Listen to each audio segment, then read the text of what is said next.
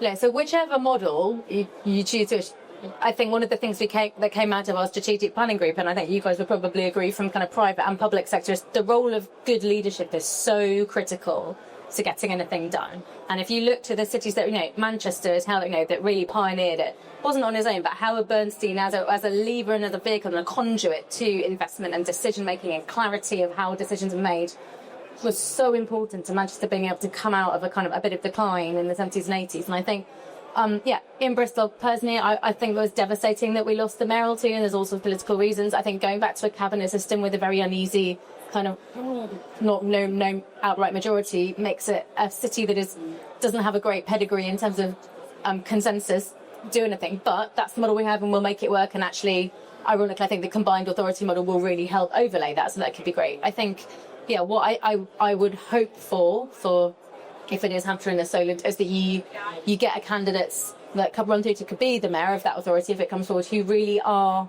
the kind of visionary leaders that you need. They're not trying to do the same thing that's already been done. They're not, and obviously politics is politics. There are always agendas and priorities, but I think someone who can be strategic and visionary and actually lead, and that citizens know who they are.